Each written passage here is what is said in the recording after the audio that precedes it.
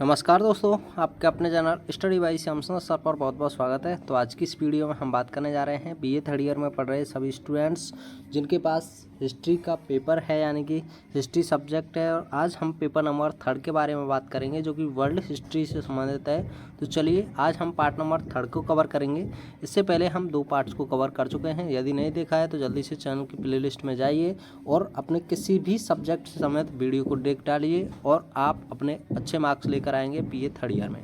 तो चलिए अब हम स्टार्ट करते हैं क्वेश्चन नंबर 21 से। एकीकरण के उपरांत इटली के राज्य की आंतरिक एवं बाह्य नीतियों का वर्णन कीजिए। इटली की आंतरिक नीति, तो आइए जानते हैं।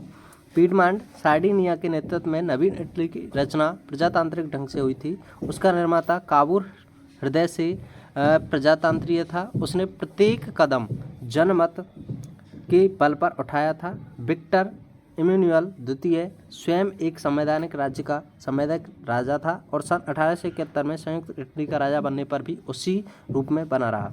संयुक्त इटली का संविधान कुछ थोड़े से परिवर्तन के साथ पीडमांड सार्डिनिया का पुराना संविधान ही था, जो इंग्लैंड के संविधान की भांति संसदीय था। संविधान के अंतर्गत 2 सदनों वाले विधानमंडल के गठन की व्यवस्था की गई थी। इटली की आंतरिक नीति के कुछ प्रमुख कार्य निम्नवत हैं।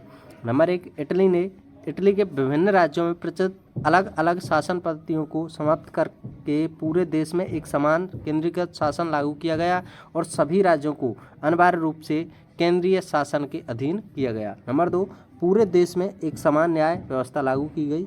नंबर 3, इटली के सभी राज्यों में स्थानीय स्वायत्तशासी संस्थाओं की स्थापना की गई और उन पर केंद्र सरकार का नियंत्रण स्थापित किया गया। नंबर 4, रेल सेवा का राष्ट्रीयकरण किया गया। नंबर 5, विभिन्न राज्यों की सैन्य व्यवस्था को भंग कर दिया गया और उसके स्थान पर एक केंद्रीय सेना का पुनर्गठन किया गया। नेक्स्ट, संपूर्ण देश में अनिवार्य सैनिक सेवा को लागू कर दिया गया और साथ में शिक्षा तथा उद्योग के क्षेत्रों में भी राष्ट्रीयकरण की नीति को लागू किया गया। उपरोक्त के अतिरिक्त इटली के आंतरिक नीति के अंतर्गत निम्नलिखित कार्य किए गए। नंबर 1, अर्थव्यवस्था को सुदृढ़ करने का प्रयास किया गया। पोप की समस्या का समाधान, औद्योगिक विकास, श्रमिकों की स्थिति को सुधारने का प्रयास, मताधिकार का विस्तार। बाह्य नीति क्या थी इसकी, तो आइए जानते हैं। इटालियन जातियों का संगठन, अनेक प्रदेश अब भी ऐसे बचे थे जहां किसी अन्य देश का अधिकार था, परंतु इटालियन निवासी निवास करते थे। नीस, सेवाय तथा कॉर्सिका के प्रदेश फ्रांस के पास थे। टिकोनी स्विट्जरलैंड के अधीन था। माल्टा ब्रिटेन के पास था। इन प्रदेशों को इटली में मिलाने का प्रयत्न बराबर रहा। विभिन्न दल निर्वाचन के समय अपने चुनाव घोषणा पत्र में इन्हें इटली में मिलाने का प्रस्ताव और कार्यक्रम रखते थे। प्रथम विश्व युद्ध की समाप्ति तक इटली के अधिकांश इच्छा की पूर्ति हुई। वहीं आगे देख लेते हैं। इसमें नंबर 2 पर था त्रिगुट की सदस्यता। साम्राज्यवादी नीति अपनाने के लिए यह आवश्यक था कि विश्व की प्रमुख शक्ति बना जाए। इटली प्रमुख रूप से ट्यूनिस पर अधिकार चाहता था, जो फ्रांस भी चाहता था। फ्रांस ने ट्यूनिस पर अधिकार कर लिया। इटली ने शक्ति ग्रहण करने हेतु जर्मनी ऑस्ट्रिया के द्विवर्ग संधि का निर्माण किया। नंबर 3, इंग्लैंड के साथ मैत्रीपूर्ण संबंध। इटली ने इंग्लैंड के साथ 1887 में मैत्रीपूर्ण संबंध स्थापित किए। भूमध्य सागर में युद्ध के समय एक दूसरे के हितों की रक्षा के लिए वचनबद्ध हुए। मिस्र में भी इंग्लैंड को इटली ने सहायता प्रदान करने का वचन दिया था। नंबर 4, रूस से मित्रता। यद्यपि इटली त्रिगुट राष्ट्र का सदस्य था, परंतु जर्मनी तथा ऑस्ट्रिया उस पर विश्वास नहीं करते थे। ऑस्ट्रिया ने बेस्निया तथा हर्जेगोविना प्रांतों पर बिना सूचना दिए ही अधिकार कर लिया था। इससे ऑस्ट्रिया तथा इटली में मतभेद उत्पन्न हो गए तथा रूस ने इटली से मित्रता बढ़ाई। रूस के समर्थन से वह ट्रिपोली में हस्तक्षेप कर सका। नंबर 5, चीन के साथ संबंध। इटली ने अपने पग पर चीन की ओर बढ़ाए। 1900 में बॉक्सर विद्रोह से लाभ उठाकर उसने चीन के टिनटनिस प्रदेश को हथिया लिया और चीन से व्यापार प्रारंभ किया। तो आइए क्वेश्चन नंबर 22 को देख लेते हैं। सन 1905 के रूस जापान युद्ध के कारणों का विश्लेषण कीजिए। तो एक रूस और जापान के बीच युद्ध हुआ था, चीन जापान के बीच युद्ध हुआ था। इनमें से किसी से संबंधित कोई भी क्वेश्चन आ सकता है। प्रीवियस टाइम में यह क्वेश्चन पूछा गया है। रूस जापान की स्वाभाविकता शत्रुता। रूस और जापान की महत्वाकांक्षा एक दूसरे से टकराती थी। दोनों देशों ने साकलिन और क्यूरेल द्वीपों का झगड़ा सुलझा लिया था, परंतु इसे मन से स्वीकार नहीं किया था। दोनों के हितों में टकराव की स्वाभाविक परिणति रूस जापान युद्ध थी। सॉरी, यहीं पर सेकंड पॉइंट था मंचूरिया का प्रश्न। यानी कि रूस और जापान के मध्य मनमुटाव का प्रमुख कारण मंचूरिया था। मंचूरिया का कृषि उत्पादन मुख्यतः सोयाबीन का खरीदार जापान था। यहाँ अन्य प्रकार का अनाज, लकड़ी, कोयला, लोहा, सोना आदि खनिज पदार्थ भी बहुत होता था। दोनों देशों की इस महत्वपूर्ण क्षेत्र में रुचि थी। रूस मंचूरिया का आर्थिक दोहन करना चाहता था। नंबर 3, रूस की विस्तारवादी नीति। रूस की विस्तारवादी नीति से जापान को खतरा उत्पन्न हुआ। उसकी विस्तारवादी नीति रोकने के लिए जापान ने रूस को समझौते पर का प्रयास किया, परंतु इसका कोई फल नहीं निकला था।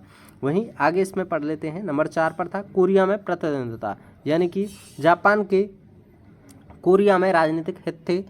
1896 ईस्वी के ग्रीष्म में यद्यपि जापान ने रूस से समझौता कर कोरिया में अपनी श्रेष्ठता के दावे का त्याग किया, परंतु कोरिया में रूसी प्रभाव बढ़ता जा रहा था। जापान अपने राजनीतिक, व्यावसायिक हित तथा सुरक्षा की दृष्टि से अपने हितों को छोड़ने की स्थिति में नहीं था और न ही किसी अन्य शक्ति को भागीदार बनाना चाहता था। स्वाभाविक रूप से रूस जापान युद्ध के लिए प्रमुख कारण बना। नंबर 5, इंग्लैंड जापान संधि। 1902 में जापान में राजनीतिज्ञों का एक वर्ग रूस से समझौता करना चाहता था, जबकि दूसरा वर्ग ब्रिटेन से मित्रता का इच्छुक था। अंततः 1902 में एंग्लो जापान संधि हुई। इस संधि के कारण जापान की प्रतिष्ठा में वृद्धि हुई। आइए क्वेश्चन नंबर 23 को देख लेते हैं। द्वितीय विश्व युद्ध के परिणाम बताइए। बहुत ही मोस्ट इंपोर्टेंट क्वेश्चन है। जी हाँ, यहाँ पे स्टार लगा सकते हैं। द्वितीय विश्व युद्ध 6 वर्ष की लंबी अवधि तक निरंतर चलता रहा। अंततः सन 1945 में इसका अंत हुआ। यह विश्व की सर्वाधिक दुर्भाग्यपूर्ण घटना थी। वस्तुतः यह युद्ध सभी दृष्टियों से एक विश्व युद्ध था। इस युद्ध में मित्र देशों को सफलता मिली तथा केंद्रीय शक्तियां पूरी तरह पराजित हुईं। इस युद्ध ने मित्र देशों को सफलता, राजनीति के साथ साथ मानव जीवन के सभी पहलुओं को अत्यधिक प्रभावित किया। द्वितीय विश्व युद्ध पूर्ववर्ती युद्धों की तुलना में सर्वाधिक विनाशकारी युद्ध माना जाता है। इस युद्ध में संपत्ति और मानव जीवन का विशाल पैमाने पर जो विनाश हुआ, उसकी यही सही आकलन विश्व के गणतज्ञ भी नहीं कर सके। इस युद्ध का क्षेत्र विश्वव्यापी था तथा इसके विनाशकारी परिणामों का क्षेत्र भी अत्यंत व्यापक था। युद्ध के विश्वव्यापी क्षेत्र की व्याख्या करते हुए प्रोफेसर मुखर्जी ने लिखा है, यह युद्ध आर्कटिक क्षेत्र के बर्फीले मैदानों, उत्तरी अफ्रीका के रेगिस्तानों, बर्मा के जंगलों, अटलांटिक महासागर तथा सुदूर पूर्व में प्रशांत महासागर के द्वीपों अर्थात संपूर्ण विश्व के सभी क्षेत्रों में लड़ा गया था। दूसरे यूरोपीय शक्तियों के औपनिवेशिक साम्राज्य का अंत हो गया। तीसरे विश्व के महान राष्ट्रों की तुलनात्मक स्थिति को अत्यधिक प्रभावित किया। विश्व का नेतृत्व अमेरिका के हाथ में गया। चौथे संयुक्त राष्ट्र संघ का जन्म हुआ। तो इस तरह से यह हुआ था। क्वेश्चन नंबर 24 को देखते हैं। द्वितीय विश्व युद्ध का तात्कालिक कारण क्या था? तो आइए लिख देते हैं। द्वितीय विश्व युद्ध का तात्कालिक कारण, शांति सम्मेलन में पोलैंड की स्वतंत्रता को स्वीकार किया गया था। वहीं समुद्र तट पर पहुंचने के लिए पोलैंड को जर्मनी में होकर एक गलियारा दे दिया गया था। यह निर्णय जर्मनी की राष्ट्रीय प्रतिष्ठा के विरुद्ध था। हिटलर ने इस निर्णय का विरोध किया। वह बृहत्तर जर्मनी का निर्माण करना चाहता था। इसके लिए उसने ऑस्ट्रिया तथा कई अन्य राज्यों का जर्मनी साम्राज्य में मिला लिया। उसके बाद हिटलर ने पोलैंड से मांग की कि वह गलियारे को जर्मनी को सौंपे, किंतु पोलैंड ने इस मांग को ठुकरा दिया। हिटलर ने क्रोधित होकर 1 सितंबर 1939 को पोलैंड पर आक्रमण कर दिया। धीरे धीरे सभी देश अपने कूटनीतिक संधियों के अनुसार इस युद्ध में सम्मिलित हो गए और उसने विश्व युद्ध का रूप ले लिया। क्वेश्चन नंबर 25 देखते हैं। द्वितीय विश्व युद्ध के कारणों पर प्रकाश डालिए। नंबर 1, शांति संधियों में कुछ राष्ट्रों के साथ अपमानजनक समझौते किए गए। इससे उनमें बदला लेने की भावनाएं पैदा हुई। वर्साई की संधि विशेष रूप से उल्लेखनीय है। नंबर 2, तानाशाही का उदय यूरोप में हुआ। लोकतंत्र तथा राजतंत्र के सिद्धांतों में संघर्ष। नंबर 4, कूटनीतिक गुटबंदी ने यूरोप के वातावरण को गर्म बना दिया। नंबर 5, यूरोप में सैन्यवाद के विकास ने युद्ध की स्थिति पैदा की। नंबर 6, यूरोपीय देशों की साम्राज्यवादी नीति ने द्वितीय विश्व युद्ध को जन्म दिया। नंबर 7, राष्ट्रसंघ दुर्बल निकला, वह युद्ध को नहीं रोक सका। नंबर 8, मित्र राष्ट्रों में पारस्परिक झगड़े खड़े हो गए। यहाँ पे क्वेश्चन नंबर 26 को देख लेते हैं। द्वितीय विश्व युद्ध की प्रमुख विशेषताओं की विवेचना कीजिए। जी हाँ, द्वितीय विश्व युद्ध से संबंधित आपका क्वेश्चन कंपलसरी आएगा, तो आप इनको जरूर देख कर जाइए। तो आइए जान लेते हैं द्वितीय विश्व युद्ध की विशेषताओं के बारे में। नंबर 1, व्यापकता। प्रथम विश्व युद्ध की अपेक्षा यह युद्ध बड़ा व्यापक था। संसार के हर कोने में यह युद्ध लड़ा गया, जिसमें सक्रिय रूप से या अप्रत्यक्ष रूप से संसार के हर राष्ट्र ने भाग लिया था। यह युद्ध केवल यूरोप तक ही सीमित नहीं रहा, यह एशिया, अमेरिका तथा अफ्रीका तक फैल गया। यद्यपि प्रारंभ में अमेरिका इस युद्ध से बाहर रहा, किंतु इसकी व्यापकता ने उसे भी युद्ध में सम्मिलित होने के लिए बाध्य कर दिया। नंबर 2, एटम बम का सर्वप्रथम प्रयोग। इस युद्ध की एक महत्वपूर्ण विशेषता यही थी कि इसमें संसार में सबसे पहले एटम बम का प्रयोग किया गया। इसका प्रयोग संयुक्त राज्य अमेरिका ने जापान के विरुद्ध किया गया था, यानी कि जापान में नागासाकी पर इसको डाला गया था। वहीं नंबर 3 पर देखते हैं टैंकों और हवाई जहाज़ों की प्रधानता। द्वितीय विश्व युद्ध की एक महत्वपूर्ण विशेषता यह थी कि यह केवल खाइयों या किलों में नहीं लड़ा गया, वरन टैंकों और हवाई जहाज़ों की प्रधानता इसमें इतनी अधिक बढ़ गई थी कि यह युद्ध यदि गति का युद्ध कहा जाए तो अनुपयुक्त न होगा। इससे यह अभिप्राय नहीं है कि प्रथम विश्व युद्ध में टैंकों और हवाई जहाज़ों का प्रयोग नहीं हुआ था। प्रथम विश्व युद्ध में भी इसका प्रयोग हुआ था, किंतु दूसरे विश्व युद्ध में भी ये साधन युद्ध की गतिविधियों पर इतने छा गए थे कि बिना इन साधनों के कोई भी युद्ध का विवेकपूर्ण नहीं माना जा सकता। पहले युद्ध में हवाई जहाज ऐसे घातक अस्त्रों में प्रयोग नहीं किए गए जैसे इस युद्ध में। टैंकों का प्रयोग भी इसमें पहले युद्ध से अधिक किया गया। इसके अतिरिक्त पैराशूट दल का होना द्वितीय विश्व युद्ध की सबसे बड़ी विशेषता थी। शस्त्रों की संख्या में शस्त्रों और मोटरसाइकिलों ने सुसज्जित सिपाही अचानक दुश्मनों के जमाव के आगे या पीछे आवश्यकता अनुसार उतार दिए जाते थे। चलिए यहीं पे हम 4th को देखते हैं, विनाशकारी तथा भयंकर। विनाशकारी विचारों की दृष्टि से द्वितीय विश्व युद्ध बड़ा भयंकर था। बड़ा इंटरेस्ट आ रहा है इस द्वितीय विश्व युद्ध को पढ़ने में। अगर आप पूरी बुक को पढ़ें तो कितना इंटरेस्ट आएगा। बाल्टिक सागर में काले सागर तक का भाग यूरोप की कष्ट की पेटी सा बन गया, जहां विध्वंसकारी दिखावों की कमी नहीं थी। चेकोस्लोवाकिया और पोलैंड में एक भी ऐसा गांव नहीं बचा था जिसे युद्ध के ध्वंसात्मक दुष्परिणामों को न भोगना पड़ा हो। जर्मनी तथा फ्रांस का भी पहले से अधिक विनाश हुआ। हॉलैंड, बेल्जियम तथा फ्रांस में तो लोग भुखमरी के कारण तड़प तड़प कर मर गए। पिता के अपराध के लिए बच्चों का मारा जाना साधारण घटना हो गई। नरसंहार ने इस युद्ध में चरम स्थान प्राप्त कर लिया। वैज्ञानिक तथा उपलब्धियों का इतना नाश हुआ जिसकी पूर्ति में बहुत समय लगा। तो आइए जान लेते हैं क्वेश्चन नंबर 27 के बारे में। गुटनिरपेक्ष आंदोलन का पर टिप्पणी लिखिए। आप सेकंड वर्ल्ड वॉर को जरूर पढ़ कर जाएँ। आप कहीं से पढ़ें, हमारे यहाँ से पढ़ें या और कहीं से पढ़ें, लेकिन ज़रूर पढ़ें। चलिए गुटनिरपेक्ष आंदोलन पर टिप्पणी लिख देते हैं। गुटनिरपेक्ष यह भी एक मोस्ट इम्पोर्टेंट क्वेश्चन है, पिछली बार भी आया है, मैंने कराया है ये पेपर। गुटनिरपेक्षता के लिए असंलग्नता, गुटनिरपेक्षता, तटस्थता आदि अनेक शब्दों का प्रयोग किया जाता है। गुटनिरपेक्षता का अर्थ है अपनी स्वतंत्र रीति नीति गुटों से अलग रहने से हर प्रकार का उचित तथा अनुचित देखा जाता है। एक गुट के साथ जुड़कर उचित तथा अनुचित का विचार किए बिना आंख मूंद कर पीछे पीछे चलना गुटनिरपेक्षता नहीं है। इससे स्पष्ट है कि गुटनिरपेक्षता की नीति न तो अंतर्राष्ट्रीय जीवन में अलग थलग रहने की नीति है और न अंतर्राष्ट्रीय घटनाओं और समस्याओं के प्रति तटस्थता का रवैया अपनाने का सिद्धांत। पंडित नेहरू ने एक बार कहा था, जहां कहीं स्वतंत्रता संकट में पड़ी है, न्याय को चुनौती दी जाती है या आक्रमण होता है, वहां हम तटस्थ नहीं रह सकते और ना रहेंगे। गुटनिरपेक्षता का अर्थ यह हुआ कि अपने राष्ट्रीय हितों में ध्यान में रखकर किसी भी गुट में सम्मिलित ना होना और अंतर्राष्ट्रीय मामलों पर स्वतंत्र नीति अपनाना। आइए अब हम इसी के बारे में और भी थोड़ा डिटेल्स करते हैं। गुटनिरपेक्ष आंदोलन का उदय द्वितीय विश्व युद्ध के बाद हुआ। इस आंदोलन का जन्मदाता भारत है। सर्वप्रथम 1947 में भारत स्वतंत्र हुआ। उसके बाद एशिया तथा अफ्रीका में स्वतंत्रता की लहर सी आ गई और एक के बाद अनेक देश स्वतंत्र होते चले गए। इस नव स्वतंत्र देशों में भारत का विशेष स्थान था। इसका कारण उसका आकार, जनसंख्या, प्राकृतिक साधन तथा प्राचीन ऐतिहासिक परंपराएं थीं। उधर भारत के प्रधानमंत्री पंडित जवाहरलाल नेहरू का एशिया तथा अफ्रीका के देशों में बड़ा सम्मान था, इसलिए भारत अनौपचारिक रूप से नव स्वतंत्र देशों का नेता बन गया। इन नव स्वतंत्र देशों के सामने मुख्य समस्या यह थी कि पूंजीवादी और साम्यवादी सैनिक गुटों के साथ किस प्रकार की नीति अपनाई जाए, उनके साथ किस किस प्रकार के संबंध कायम किए जाएं। बहुत सोच विचार के बाद इन देशों ने जिस नीति को निर्धारित किया वही आगे चलकर गुटनिरपेक्षता की नीति कहलाई। इस नीति का मूल अर्थ बहुत ही सरल और स्पष्ट था। सैनिक गुटों में से किसी में भी सम्मिलित न था। एशिया और अफ्रीका के इन राष्ट्रों के सामने एक विकल्प यह था कि वे पूर्वोक्त सैनिक गुटों से किसी एक सम्मिलित हो जाए, किंतु उन्होंने इस विकल्प को अस्वीकार किया और गुटनिरपेक्षता की नीति अपनाई। आइए क्वेश्चन नंबर 28 को देखते हैं, जो कि बहुत ही ज़्यादा मोस्ट इंपोर्टेंट क्वेश्चन है आपके लिए। संयुक्त राष्ट्र संघ पर टिप्पणी लिखिए। तो संयुक्त राष्ट्र संघ के बारे में जानते हैं। द्वितीय विश्व युद्ध की विभीषिका से घबराकर विश्व के राष्ट्रों ने एक शक्तिशाली अंतर्राष्ट्रीय संगठन बनाने का निर्णय किया। 14 अगस्त सन 1941 को अमेरिका के राष्ट्रपति फ्रैंकलिन रूजवेल्ट और ब्रिटेन प्रधानमंत्री विंस्टन चर्चिल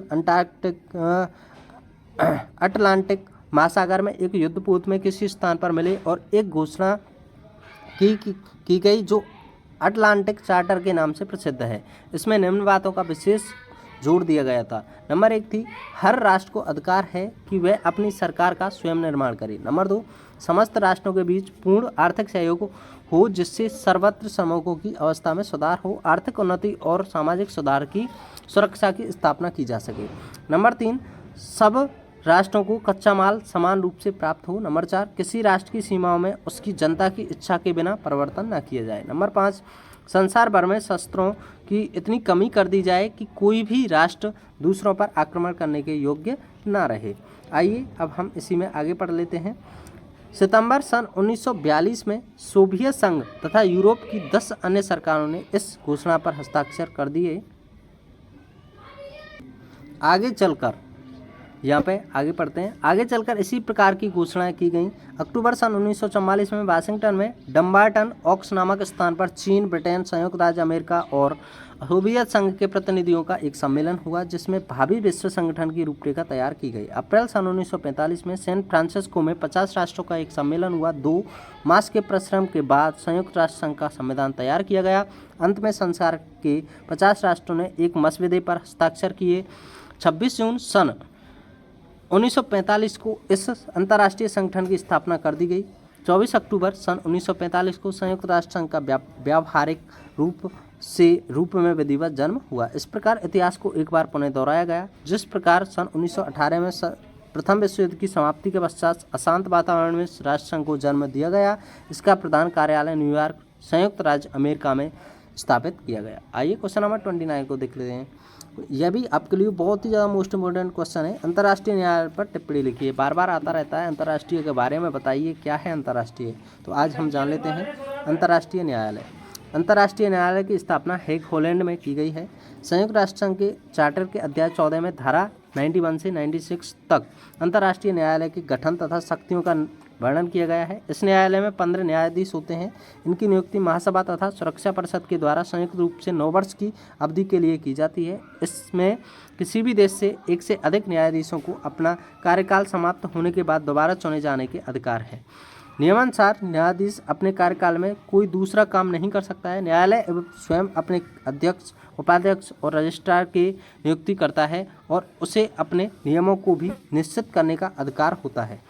न्यायालय के स्थायी न्यायाधीशों के अतिरिक्त अस्थायी न्यायाधीशों को भी किसी विवाद विशेष में नियुक्त किया जा सकता है। अस्थायी न्यायाधीशों की नियुक्ति संबद्ध पक्षों द्वारा की जाती है और वे केवल उस समय तक कार्य करते हैं जब तक यह विवाद अंतर्राष्ट्रीय न्यायालय के सम्मुख पेश रहे। अंतर्राष्ट्रीय न्यायालय का कार्यक्षेत्र क्या है, तो आइए जान लेते हैं। अंतर्राष्ट्रीय न्यायालय के कार्यक्षेत्र को हम 3 भागों में बांट सकते हैं। नंबर 1, परामर्श संबंधी क्षेत्राधिकार। अंतर्राष्ट्रीय न्यायालय का महासभा, सुरक्षा परिषद तथा अन्य मान्यता प्राप्त संस्थाओं द्वारा सौंपे गए प्रश्नों पर अपना परामर्श दे। वहीं आगे भी देखते हैं, परामर्श दे सकता है। यह परामर्श मानने के लिए वे बाध्य नहीं है, किंतु यदि संबंधित पक्ष पूर्व से किसी समझौते द्वारा वचनबद्ध है तो वह न्यायालय का परामर्श मानने के लिए बाध्य होंगे। नंबर 2, विभिन्न विवादों की सुनवाई करना। अंतर्राष्ट्रीय न्यायालय के प्रमुख प्रस्तुत विवादों की सुनवाई यह न्यायालय करता है। इस न्यायालय के सम्मुख केवल राज्य के वादी और प्रतिवादी बनकर आ सकते हैं। न्यायालय के कार्यक्षेत्र में केवल वे विवाद आते हैं जो राज्यों के द्वारा उसके सामने प्रस्तुत किए जाएं। इसके अतिरिक्त चार्टर में दिए हुए विषय, संधियों और समझौतों को भी न्यायालय के सुपुर्द किया जा सकता है। विभिन्न राज्यों द्वारा 4 प्रकार के विवाद न्यायालय के सामने लाए जा सकते हैं। नंबर 1, किसी संधि की व्याख्या करना। नंबर 2, अंतर्राष्ट्रीय कानून का प्रश्न। नंबर 3, किसी ऐसी बात का खड़ा होना जिसके प्रमाणित होने पर अंतर्राष्ट्रीय दायित्व के भंग होने की आशंकाएं प्रस्तुत होती हैं। नंबर 4, किसी अंतर्राष्ट्रीय दायित्व के भंग होने की स्थिति में मुआवजे के रूप और मात्रा को निश्चित करना। आइए क्वेश्चन नंबर 3 को देख लेते हैं।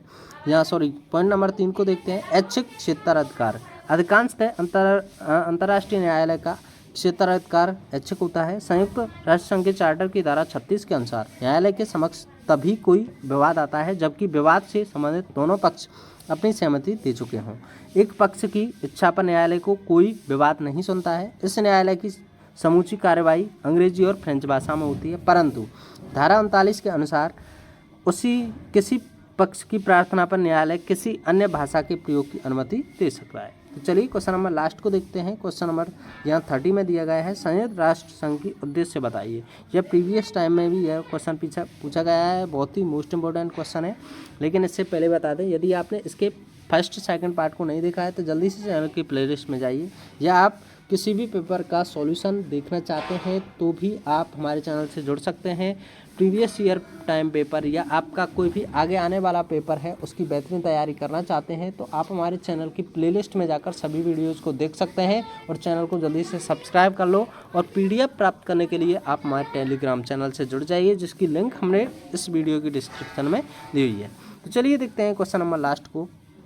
क्वेश्चन नंबर 30 में है, संयुक्त राष्ट्र संघ के उद्देश्य बताइए। संयुक्त राष्ट्र संघ के उद्देश्य, संयुक्त राष्ट्र संघ के घोषणा पत्र के अनुसार इसके उद्देश्य निम्न प्रकार हैं। नंबर 1, अंतर्राष्ट्रीय शांति एवं सुरक्षा का अनुकरण करना तथा इस उद्देश्य की पूर्ति के लिए शांति विरोधी तत्वों के निराकरण व आक्रामक कृत्यों एवं शांति के अन्य अतिक्रमणों के दमन के लिए प्रभावकारी सामूहिक उपाय करना तथा शांतिपूर्ण उपायों में ऐसे अंतर्राष्ट्रीय झगड़ों का निपटारा या समझौता करना जिनसे विश्व शांति भंग होने का भय है। नंबर 2, राष्ट्रों के समान अधिकारों एवं आत्मनिर्णय के आधार पर विश्व के राष्ट्रों के मध्य मैत्रीपूर्ण संबंधों का विश्वास एवं विश्व शांति को सुदृढ़ बनाने के लिए अन्य उपाय करना।